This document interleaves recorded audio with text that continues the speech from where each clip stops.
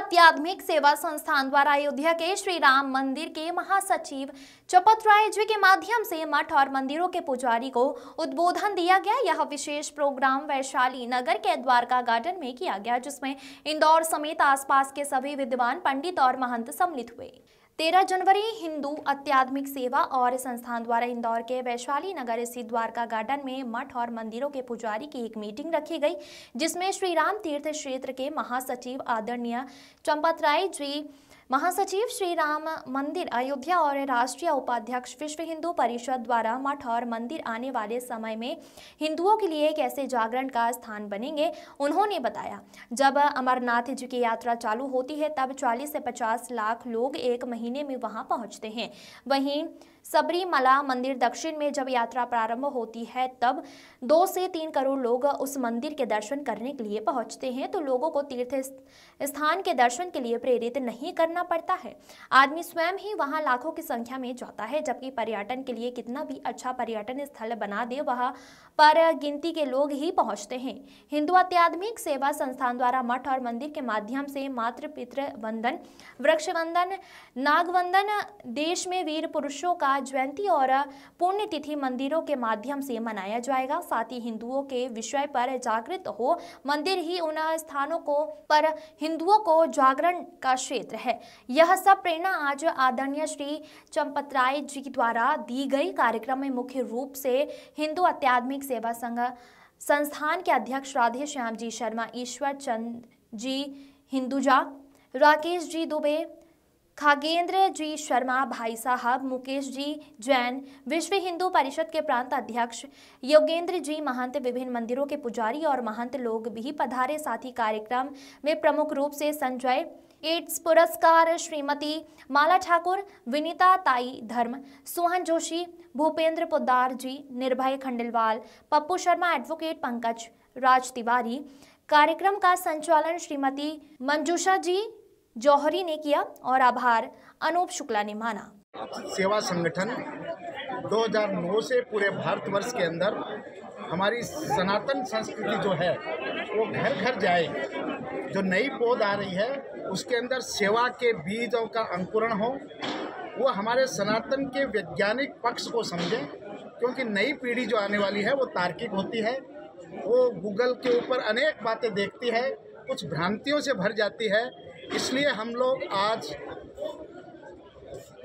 इंदौर के भूदेवों को, ब्राह्मण बंधुओं को जो मंदिरों में, घरों में कर्मकांड करने जाते हैं, हमारे सनातन का विरोध करने वाले लोग भी, उसको गलत पक्ष रखने वाले लोग भी, जैसे गणेश जी के सूंड होती है, शिवलिंग तो एक लिंग है, उसका जो वैज्ञानिक आधार है वो हम लोगों को पहले जानना चाहिए। उसके बाद में कर्मकांड करने जब घरों में जाते हैं, बालकों के साथ में 5 मिनट की चर्चा करें, तिलक लगाते हुए भी उसको ये कहें कि गणेश है क्या, एक दंत क्यों है, ये सब बातें समाज में जाए, इसके लिए ये संगठन पूरे भारतवर्ष में कार्य कर रही है। दूसरा विषय ये तो हुआ संस्कारों का, वैज्ञानिक पक्ष का, और दूसरा एक विषय है वो है सेवा का। सेवा के द्वारा जब हम किसी को सुख पहुंचाते हैं तो हृदय का जो कठोर पत्थर है वो भी नरम पड़ता है। हमारी भूमि जो है बड़ी तरल होती है, और जब तरल भूमि होती है तो उसका वैज्ञानिक पक्ष मस्तिष्क के द्वारा हृदय में जाता है, और निश्चित रूप से सनातन हमारा मजबूत होकर के, और जो भ्रांतियां फैला रहे हैं उनको तर्क के माध्यम से हम उनका प्रत्युत्तर दे पाएंगे। इसी का एक ये ऐसा प्रयास है हिंदू आध्यात्मिक सेवा संगठन। हमारे आज मुख्य अतिथि के रूप में राम मंदिर अयोध्या से हमारे जो उसके सचिव हैं, वो आज उनका एक कार्यक्रम था, अहिल्या सम्मान से उनका कार्यक्रम होने वाला है, उसके अंदर आप पधारे थे। उन्होंने राम मंदिर के अंदर आने वाली कठिनाइयों को, पिछले 70 वर्ष से जो कोर्ट में वो लड़ रहे हैं भूमि को प्राप्त करने के लिए, और उसका निर्माण 1000 वर्ष तक कैसे अक्षुण्ण रहे, इसके बारे में उन्होंने सभी बंधुओं को बताया। हम उनके आभारी हैं। मैं राधेश्याम शर्मा, हिंदू आध्यात्मिक का एक छोटा सा कार्यकर्ता, लेकिन व्यवस्था की दृष्टि से मेरे को दायित्व है अध्यक्ष।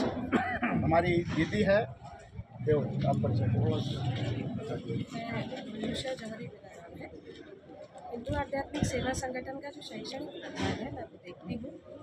हम सभी धर्म से जुड़े हुए, चाहे धर्म मठ मंदिर संस्थान हो, सेवा संस्थान हो या विद्यालय महाविद्यालय हो, वहाँ पर धर्म, संस्कृति और हमारे नैतिक मूल्यों का जागरण कैसे हो, इस विषय पर सभी कार्य करते हैं।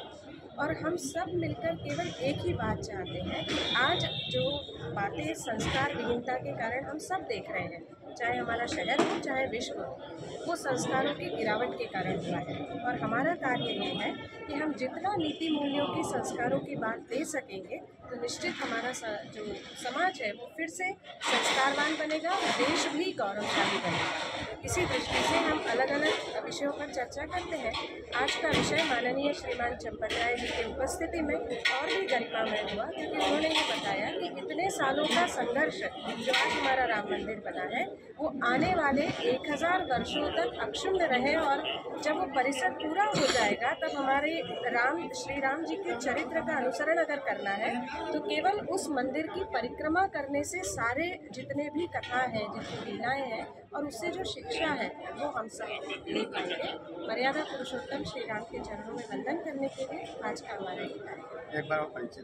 मंजूषा जौहरी, हिंदू आध्यात्मिक और सेवा संगठन से।